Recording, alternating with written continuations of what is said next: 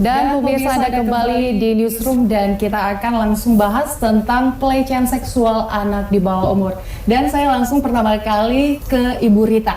Nah, Bu Rita, kan kalau kita lihat nih baru-baru ini juga Indonesia digemparkan dengan kasus Reinhardt seperti itu. Dan baru-baru ini juga ada di Pademangan gitu, Bu. Apakah ini memang lagi tren atau bagaimana sih, Bu, kalau untuk pelecehan anak khususnya laki-laki ya? Ya, sebenarnya kasus pelecehan anak laki-laki itu mencapai puncaknya ketika tahun 2014. Mungkin teman-teman masih ingat kasus pada waktu itu sampai lahir Gerakan Nasional Anti Kejahatan Seksual di akhir periode Pak SBY.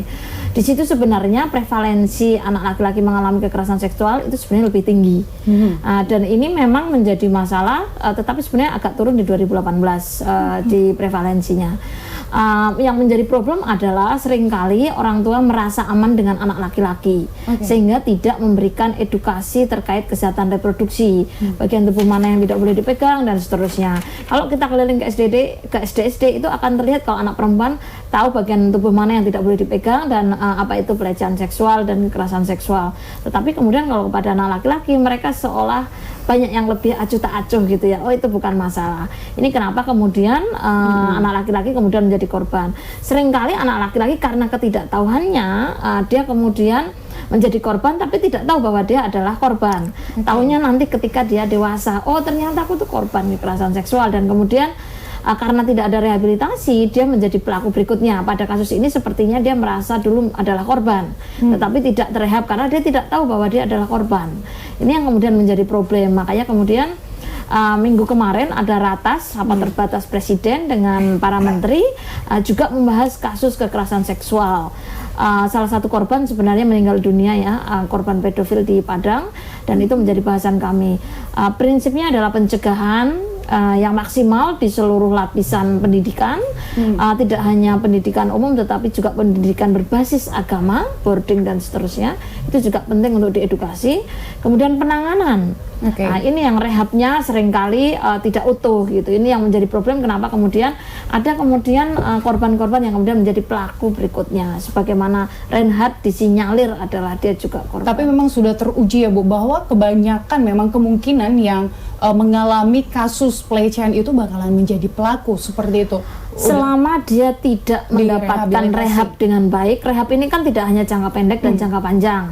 Persoalannya kadang-kadang karena SOP, standar operasional prosedur, maka direhab maksimal 6 bulan. Padahal sebenarnya bisa jadi masih membutuhkan rehab dalam konteks jangka panjang. Misalnya ketika anak-anak nanti ketika dia masuk akil balik, dia juga membutuhkan pelurusan lah ya, rehabilitasi dengan baik.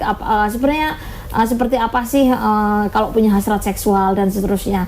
Jangan sampai ingatan tentang menjadi korban traumatik itu justru menjadi bagian yang men-trigger bahwa itu adalah hal yang normal yang diikutin oleh. Tapi lagi-lagi kalau kita melihat beberapa kasus, justru orang-orang terdekat adalah pelaku dari pelecehan ini. Ini bagaimana Ibu melihatnya? Ya. Ini kemudian memang menjadi PR kita semua. Seharusnya orang dekat itu menjadi pelindung, tetapi justru menjadi pelaku. Yang ada beberapa kasus misalnya ayah tiri begitu ya, yang kami juga menemui incest begitu.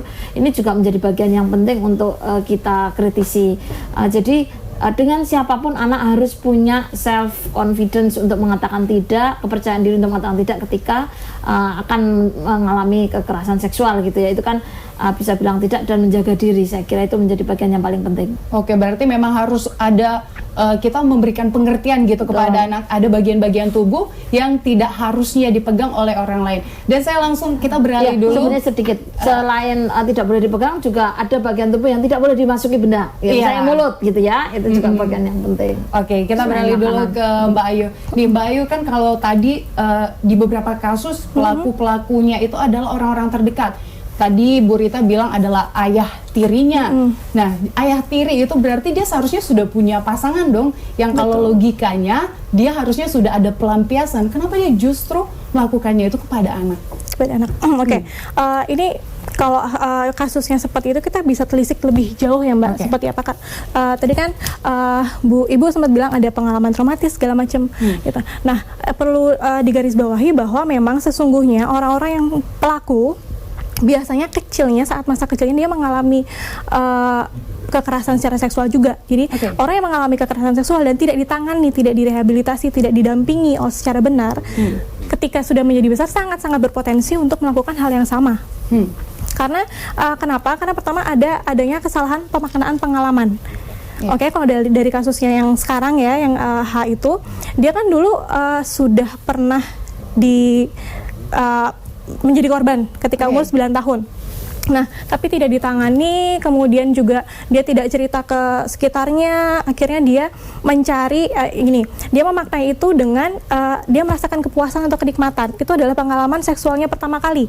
Karena tidak ada mengedukasi, dia mengharapkan lagi hal itu terjadi. Dia penasaran, itu, kok enak ya, mungkin ada rasa nikmat, puas seperti itu. Akhirnya dia mencari, akhirnya dia awalnya kalau nggak salah dia kecanduan nonton video porno dulu segala macam, kemudian baru dia taking action untuk melakukan sodomi.